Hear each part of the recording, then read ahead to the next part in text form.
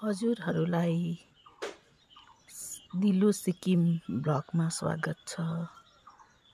आज तपाईहरुलाई है मेरो यो मैले मिलाएको थिएँ यहाँनिर क्याक्टसहरु त्यो देखाउन लागिरहेको छु। यो मैले 1 वर्ष अगाडि किनेको क्याक्टस है। यो चाहिँ क्याक्टस है। मेरोमा चाहिँ त्यति क्याक्टसको नलेज छैन।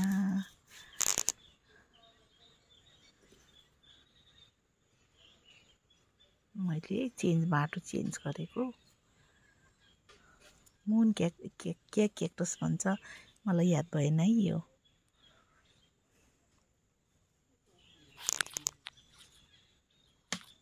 क्रेसुला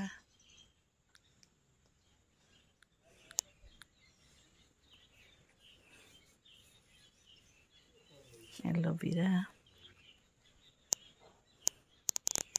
डलर प्लान्ट भन्छ है।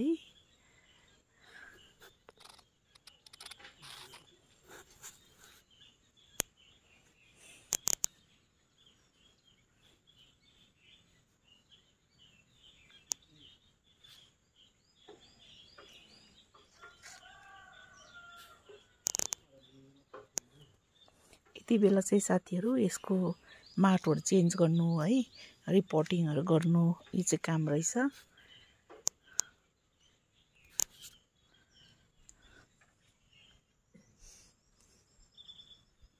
दिउँसो भर्खर भिडियो गरेको।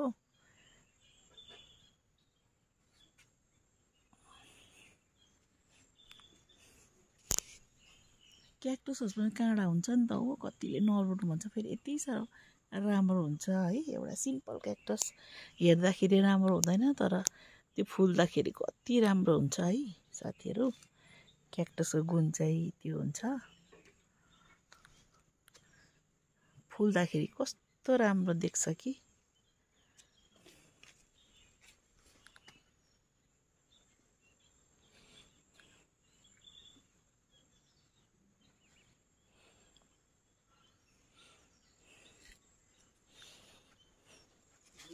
कलान्चो यो चाहिँ हेर्नुस् न क्याक्टस।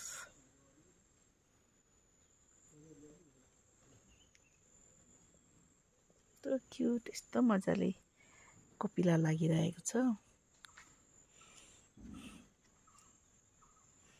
फुल चाहिँ सबैको राम्रो हुन्छ है।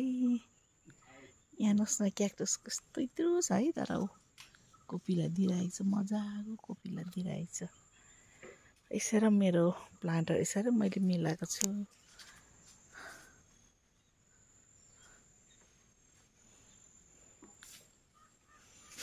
सानो सानोमा यस्तो क्युट फुलिरहेको छ क्याक्टस। अनि साथीहरु यो क्याक्टस यस्तो राम्रो छैन नि है। फुलहरु यति दामी बिटिटी दिन्छ नि, एकदमै रमिता लाग्दो हुन्छ। त्यही कारणले यसलाई चाहिँ मैले जोगाएर राखेको छु।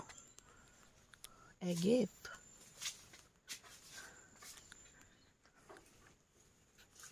यहाँ हेर्नुहोस् न कुनामा के हो फुलेको। यो चाहिँ डेन्जर हो है साथीहरु, यो चाहिँ टच गर्नु हुँदैन। यो व्हाइटमा कम्ती हुन्छ कि, यो चाहिँ अबै फ्याँकिदिउँ भनेको कि, तर पनि हेर्नुमा राम्रो हुन्छ बोनी क्याक्टस। अनि त्यसरी राखिरहेको छु। मेरो क्याक्टसको लाइन हो यति परसम्म छ। अनि तपाईहरुलाई मेरो भिडियो के कस्तो लाग्छ कमेन्ट गरिदिनु होला, सब्स्क्राइब गरिदिनुस् होला भन्दै आजको भ्लग यतिमै राख्दछु। धन्यवाद। Have a good day.